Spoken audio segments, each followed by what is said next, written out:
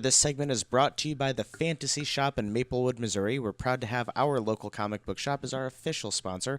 Comics, collectibles, toys, Magic the Gathering, and board games. The Fantasy Shop in St. Louis, proudly serving St. Louis since 1981. Star Wars 47. Oh, he wants to dive right into it. He's I not want to wasting any dive time. right into this because I want to get through Star Wars 47 so we can talk about Star Wars Tag and Bink, the other comic that came out this week. Okay, so Star Wars 47 is we're still on Mon Cala, and the Rebel Alliance. It's weird because the Rebel Alliance is trying to get the calamari to join the effort.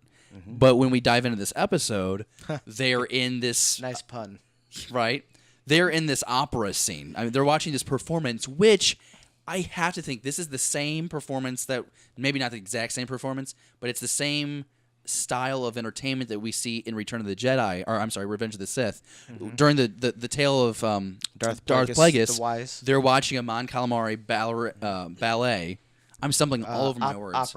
Opera. Is what they refer to it in this comic. And it's the same thing. They're in the water bubble and they're dancing all around. And no, I think it was cool, but it was definitely a curveball because the last two issues, it's been war, it's been battle, it's about confrontation, it's about challenging Leia, who she is as a leader and why she's in the rebellion. And this it was kind of like an episode to take a deep breath in. I don't know, David, Jesse, what did you guys think?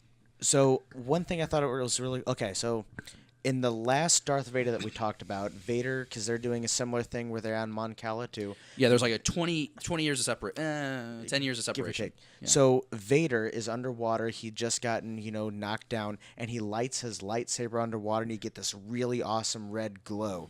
Luke does that in this episode with his blue lightsaber. So our team of favorite people, our Leia, our Han, our Chewie, they have the Moff who's overseeing this area captive on their shuttle, and they're trying to go save King Lee Char, and they're being chased by a great big fish, and it's following the lights. So they shut off the lights. Luke swims out there, ignites his lightsaber, and tries to drag it away, and has to get saved by Chewie, who then, once they're all back on the ship, shakes off like a dog and gets Leia all wet. And Han tries to apologize, but Leia's not taking any of his sass. I really like the David Summarize segments we do now. This is really great. So- I like how you break it down.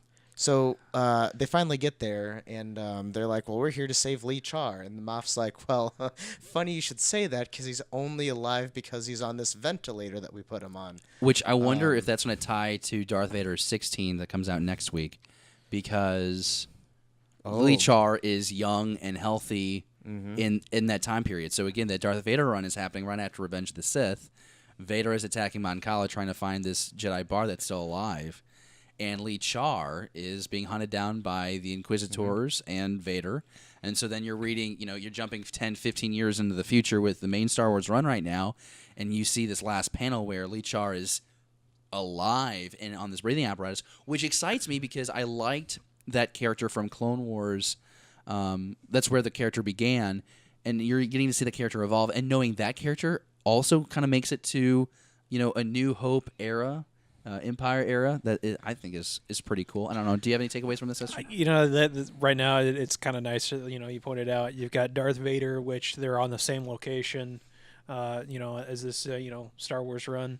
So it's kind of nice. So you get kind of that past. You're learning the the history of why the Mon Calamari are kind of like I don't know if we want to be a part of your rebellion anymore kind of thing. So it's kind of nice. You kind of get both sides of the coin. I'm really enjoying how they are doing this. Yeah. It's not a mirror. I guess it kind of is a mirror, but the way the storylines are kind of interweaving in a way is pretty fantastic. If you like the Star Wars main line, pick this up. Let us know what you think down in the comments below. But I think everyone here wants to talk about Tad and Bink because Tag and Bink was an exciting. Do we know? We're all aware that Tag and Bink are from the Legends now, but they were from the expanded universe, Dark Horse creation. They're kind of like an R2 C3PO, where you get to see the Star Wars story play out through their eyes, like you're watching as them. But they get into antics, and they seem to be in everyone's favorite moments of Star Wars. And so now we get Tag and Bink released here this week. And David, you're all over this. You love it. I am. So the opening crawl that they have, the first page of a lot of Star Wars comics, they have the traditional yellow text on the scene, and I love it. It starts out episode 4.1, Tag and Bink are dead.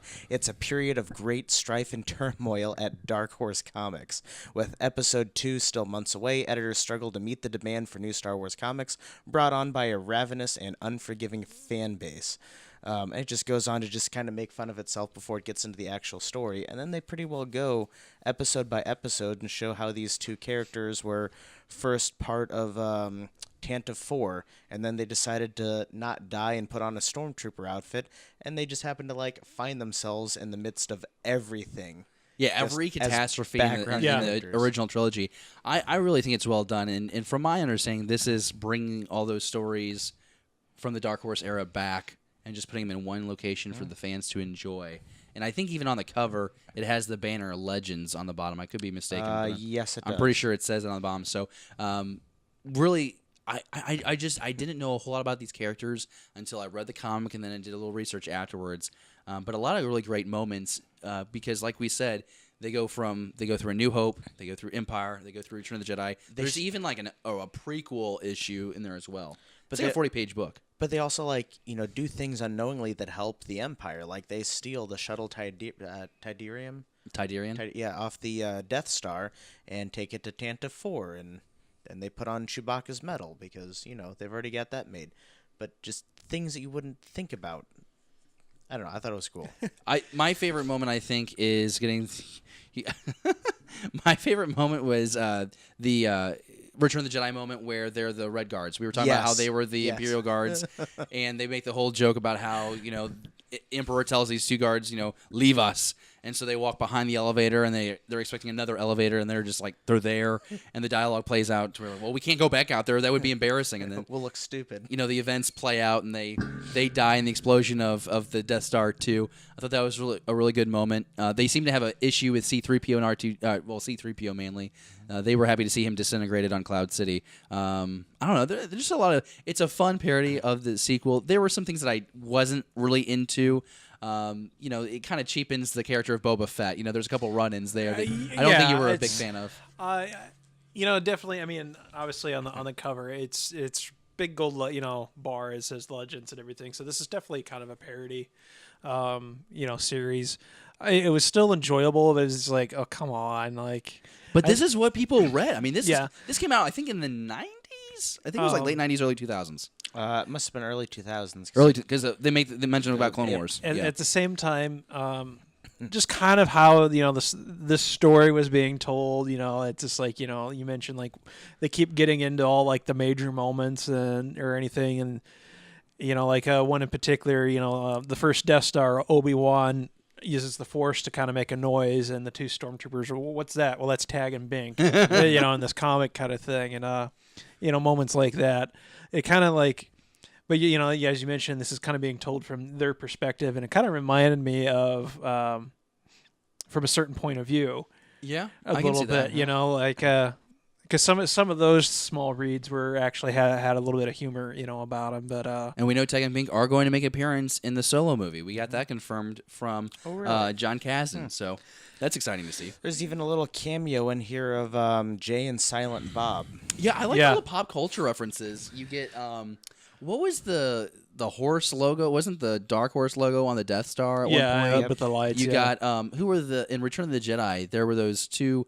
Was it Megatron in the march along with? Oh no, they had some Cylons in there. Cylons were in there. Cylon robots and everything. There's a lot of really great pop culture references in there. So I can't recommend it enough.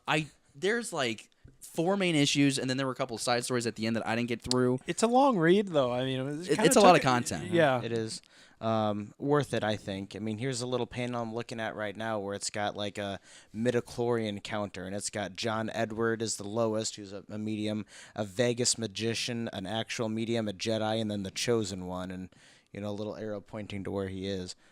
Just little things. Pretty cool, pretty cool. So now we want to remind you that thanks to our sponsors, our lone sponsor, our greatest sponsor ever, the Fantasy Shop in Maplewood, Missouri, we are going to probably give away this week's worth of comics. So you get Star Wars 47 and you get Tag and Bink. And all you have to do is be a subscriber of our channel and comment down below. And I want us to do our hashtag this week. And I think it should be related to Tag and Bink. And I'm trying to think of the best phrase to use. And I'm thinking what we do is I thought there was like a tagline that they kept saying like repeatedly with Boba Fett. I thought there was like a line that blew their cover at one point, but I have forgotten that. So we won't do that anymore because we don't want to scramble. Or unless you have it, David. No, I'm looking. Oh, It's like a 40-page thing. I'm scrolling. I know. It's like really in depth. You know what we should do though? Man, I don't know. Do you have any ideas? I was gonna suggest, since because of our staying on target topic, it's a trap. Do you want to do that? Yeah, I think that's an easy phrase to It's a trap. remember. Hashtag it's a trap. Hashtag it's a trap. Hashtag it's a trap. So that's all you got to do. You like how we figured that out on the show? Just so you know, we've had an outrageously busy weekend. This episode this week almost didn't happen, but we pulled it together, and now we have it. Episode 37 is here. And you're going to win free comic book. So hashtag it's a trap. Down in the comments below, let us know your favorite comic book right now or favorite moment of the show. And make sure you enter that contest for Star Wars 47 and that Tag and Bink special edition comic book. That's going to do it for Pages, Pixels, and Pieces. Again, thanking our sponsor, the Fantasy Shop in Maplewood, Missouri, proudly serving St. Louis since 1981. If you haven't already, go ahead and smash that subscribe button and give this video a thumbs up. You can watch other videos just like this one right now by checking out these videos on your screen. And by the way, thanks for checking out Beyond the Blast Doors.